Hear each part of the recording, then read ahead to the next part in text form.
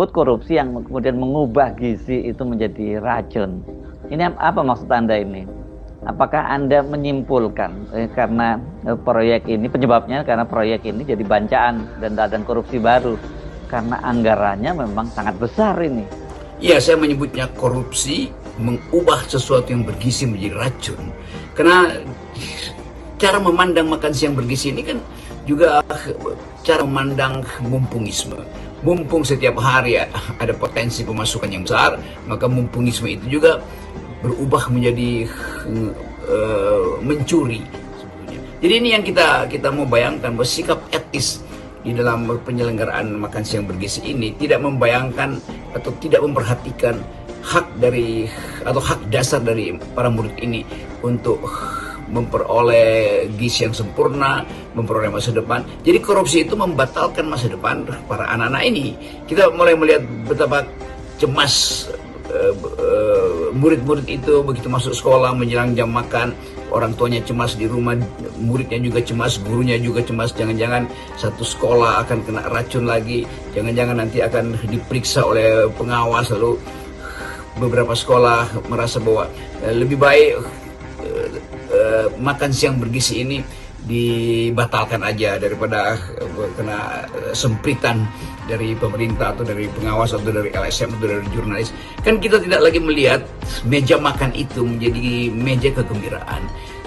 Sendok pertama mulai diragukan, sendok kedua guru mulai memperhatikan, sendok ketiga ada yang mulai lemas. Jadi sebetulnya psikologi ini yang membuat makan siang itu jadi semacam teror mental sebetulnya. Nah, penting untuk memulai dengan keadaan ini supaya kita buka semua bahwa apa yang tiba di meja-meja makan anak-anak ini mungkin tinggal 30-40% dari hak mereka. Selebihnya itu menguap entah kemana dalam proses pembuatan kebijakan, dalam proses pembelian bahan makanan, dalam proses distribusi. Semua itu yang kita sebut sebagai korupsi sebetulnya. Jadi hal yang paling pertama seharusnya dievaluasi adalah manajemen atau potensi korupsi di dalam manajemen pendistribusian itu, sejak dari rantai pasok pertama bahan makanan sampai dengan soal piring yang harus dicuci oleh siapa dengan anggaran berapa tuh. Jadi kita lakukan semacam evaluasi besar-besaran karena ini adalah program yang harus berhasil. Kendati dia menggerogoti APBN itu urusan lain lagi, tetapi hak anak-anak untuk memperoleh makan siang bergizi betul-betul harus dipersiapkan demi gizi masa depan mereka, demi masa depan mereka. Jadi gizi yang diserap oleh sistem pencernaan anak-anak ini, itu yang kita sebut tabungan peradaban, itu yang kita sebut sebagai modal investasi untuk kepemimpinan mereka di masa depan. Jadi ini soal yang sangat serius dan harus juga serius kita evaluasi apa sebetulnya di mana soal yang bergizi ini berubah menjadi hal yang beracun. Selain pelaksanaan yang sangat terlihat memang tidak dipersiapkan dengan matang, itu juga eksekusinya itu juga tidak dilakukan dengan baik. Dan banyak yang menyoroti besarnya anggaran EBG ini di tengah kondisi APBN kita yang sangat berat dan dampaknya itu saja mengorbankan program-program pemerintah lain yang juga tidak kalah urgennya.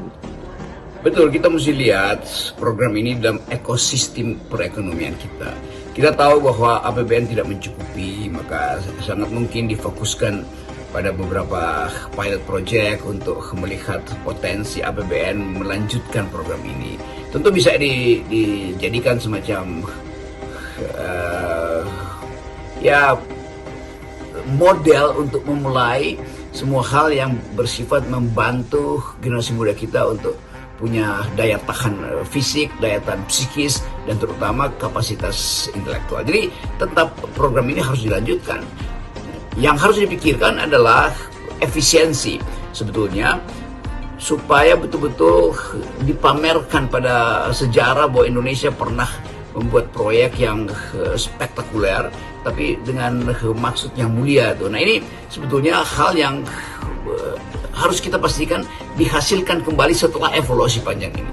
Dengan kata lain, proyek ini akan berlanjut, tetapi di break sebentar, dihentikan sebentar untuk evaluasi, supaya ke depan tidak ada lagi ibu-ibu, emak-emak yang cemas membiarkan anaknya makan di sekolah. Tidak ada lagi guru yang was-was, jangan-jangan ada masalah lalu sekolahnya ditegur. Dan yang tentu yang paling penting, tidak ada lagi siswa yang merasa risih atau takut untuk menyelesaikan makan siang bergizinya. Jadi kelegaan di dalam makan siang itu lebih penting daripada proyeknya sendiri sebetulnya kan. Proyeknya sendiri tentu cuma soal kalkulasi ekonomi, tetapi ketika butir-butir nasi, daging, ikan dan buah-buahan itu tiba di depan siswa, siswa melihat itu sebagai kegembiraan, bukan lagi ketakutan untuk diinfus pada akhirnya.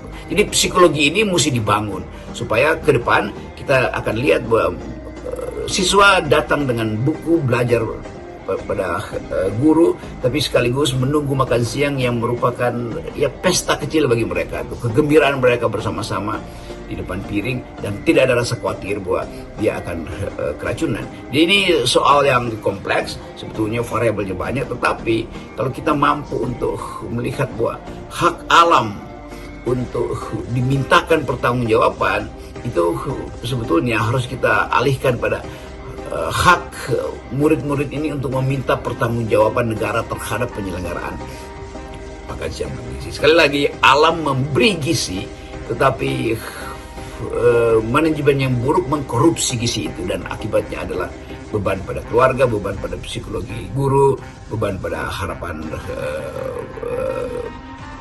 murid-murid. Jadi ini satu pelajaran utama untuk kita mulai membahas apa sebetulnya penyebab dari racun ini. Bukan karena racunnya penyebabnya, tetapi manajemennya, dan di belakang manajemen itu ada rantai korupsi yang seharusnya kita bongkar.